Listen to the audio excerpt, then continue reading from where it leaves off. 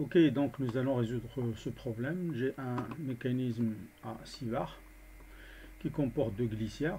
On me précise la vitesse du point P et on voudrait calculer les vitesses de rotation angulaire, donc les vitesses angulaires de la barre 2, de la barre 4, de la barre 5, les vitesses du point D, du point E, le point C ne bouge pas, le point A ne bouge pas, etc. Et ce que nous allons faire d'abord, c'est d'utiliser la méthode des polygones de vitesse pour résoudre le problème. Donc je peux commencer d'abord par calculer par exemple la vitesse de la barre 2, hein, puisque je connais la vitesse du point P. Donc oméga 2 c'est la valeur absolue du vecteur VB et je divise par la distance entre A et B. Donc ça me donne une vitesse angulaire de 1,88 radians par seconde, bien sûr si le vecteur VB est correct. Ok, alors nous allons commencer par trouver la vitesse du point T. Alors le point B il est en même temps sur la barre 2 et sur la barre 3. Donc ce que nous avons précisé ici, c'est lorsqu'il est sur la barre 2, hein.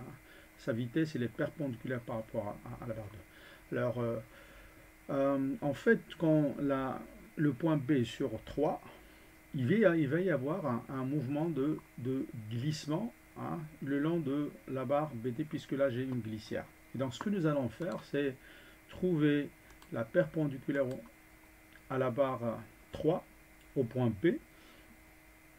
Ok. Et là, je projette la vitesse du point B sur cette droite.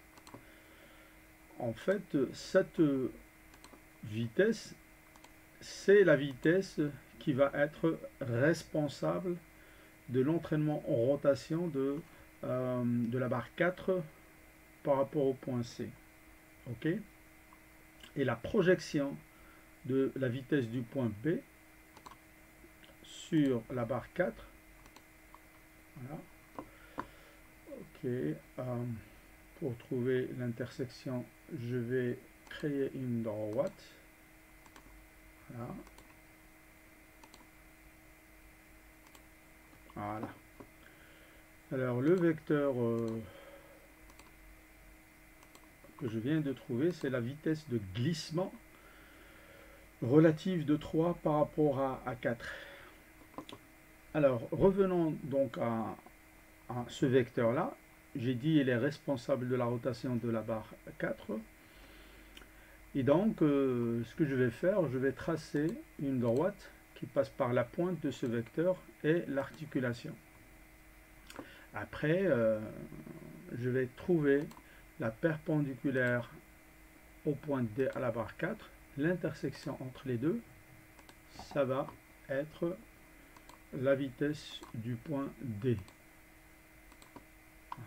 Et donc là, je vais l'appeler VD. Je vais le mettre en rouge. Alors, d'ores et déjà, je peux calculer oméga 4.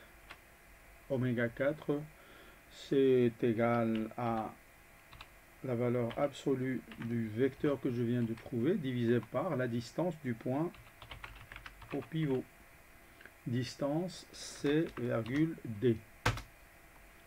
Donc si la barre 2 tourne à une vitesse de 1,88 radians par seconde, la barre 4 est en train de pivoter par rapport au point C à une vitesse de 1,13 radians par seconde. Ok. Bien sûr, c'est aussi égal à ce vecteur-là. Donc la vitesse du point B appartenant à 3 est perpendiculaire à la barre 4 divisé par la distance BC. Alors qu'est-ce qu'il nous reste à trouver? En fait la vitesse du point E. Et là je peux le trouver de deux manières. Soit j'utilise l'équiprojectivité puisque D et E appartiennent toutes les deux à la même barre. Et là, je vais avoir la projection de la vitesse du point D sur la barre 5 égale la projection de la vitesse du point E sur la même barre. Et je sais aussi que la vitesse du point E, elle est horizontale puisque le bloc 6 se déplace en translation pure. Donc en fait, je peux faire les deux en même temps. Donc pour ne pas encombrer le dessin, donc je vais mettre un point quelconque ici. Je vais reproduire le même vecteur VD ici. Et pour ne pas oublier en fait qu'il s'agit du vecteur VD, je vais le mettre dans la légende VD. Okay. Alors à partir de là, je peux dessiner la perpendiculaire à partir de l'extrémité de la vitesse du point D à la barre 5. Oups. Non, c'est ça. Alors, à partir de ce point-là, je trace la perpendiculaire à la barre 5. Et puis, je dis VD. Voilà. Et je dis que la vitesse au point E, hein, qui d'ailleurs, il doit être horizontal. Là, j'ai tracé la perpendiculaire à l'axe des Y. Ça veut dire que là, c'est une parallèle à l'axe des X. La vitesse du point E, il doit être à la vitesse du point D plus la vitesse relative de E par rapport à D.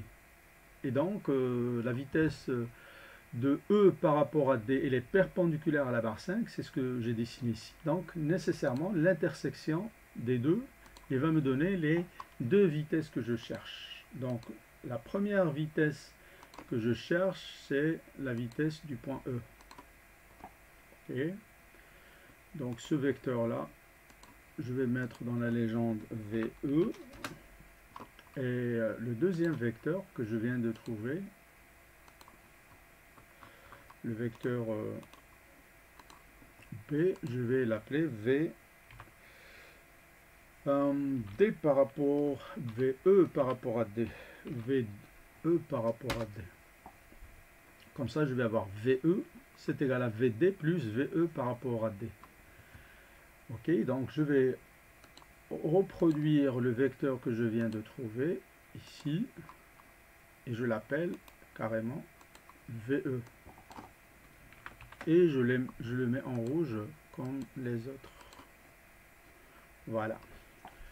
Et donc, à partir de là, en fait, ce vecteur-là, il s'appelle B.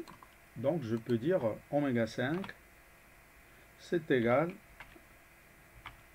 à la valeur absolue du vecteur B divisé par la distance de D et de E. Et donc, ça fait une vitesse de 0,4 radians par seconde. Ok, donc la vitesse relative de E par rapport à D, c'est égal à la distance dE fois oméga 5. Donc, comme nous avons trouvé ce vecteur, cette vitesse relative, donc il suffit de diviser par la distance pour trouver oméga 5. Donc, l'autre méthode que j'aurais pu utiliser, hein, c'est tracer, par exemple, la parallèle de la barre 5 qui passe par cette extrémité que j'ai choisie. Et puis, on voit bien que la projection de la vitesse du point D sur la barre 5, ça donne donc ce vecteur-là. Donc, je vais noter ce point ici et ajouter un vecteur. Et donc, je vois ici hein, que ce vecteur-là, il est aussi bien la projection de VD sur la barre 5 et du vecteur VE sur la même barre. Ok, donc si j'avais utilisé la méthode de l'équiprojectivité, il va falloir ajouter une information supplémentaire, c'est-à-dire trouver dans tous les cas cette vitesse relative pour pouvoir trouver oméga 5. Donc voilà pour cet exercice. Dans une autre vidéo, nous allons voir comment utiliser les scières pour résoudre le même problème. Voilà.